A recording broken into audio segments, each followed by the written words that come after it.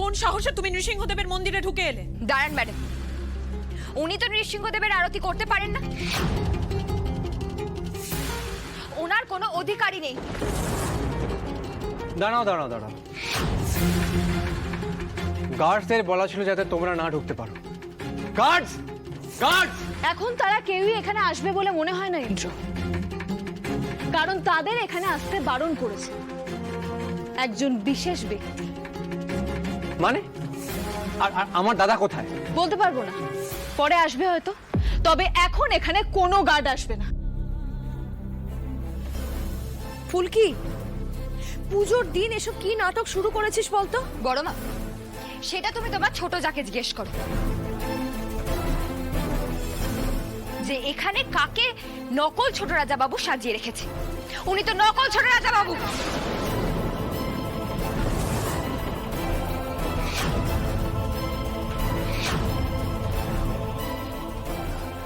এই ফুলকি, তুমি কি বলতে চাইছো একটু স্পষ্ট করে বলো তো। ডিএনএ টেস্টের রিপোর্টে তো প্রমাণ হয়ে গেছে যে তুমি যে লোকটাকে বড় রাজাবাবু সাজিয়ে এনেছিলে সেই লোকটা বড় রাজাবাবু নয়। সেই রিপোর্ট আদালতে পুলিশ জমাও করে দিয়েছে, কোর্ট অর্ডারও বেরিয়ে যাবে সেই মর্মে। এখন আবার বলছো ছোট রাজাবাবু নকল? তোমার মতন ফ্রড না আমি জীবনে দেখিনি। ম্যাডাম, আপনি একজন ফ্রড, আর উনি নকল ছোট রাজা বাবু। বলুন না, ওনাকে কথা বলতে বলুন, তাহলে সবটা প্রমাণ হয়ে যাবে। ফুলকি, ফুলকি তুই কি চাইছিস আমাকে একটু বলতো?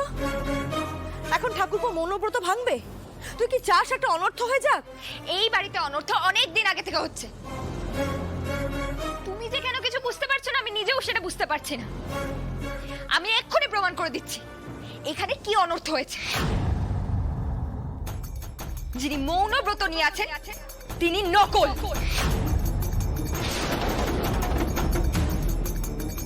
আসল ছোট রাজা বাবু আমাদের সঙ্গে এসেছে।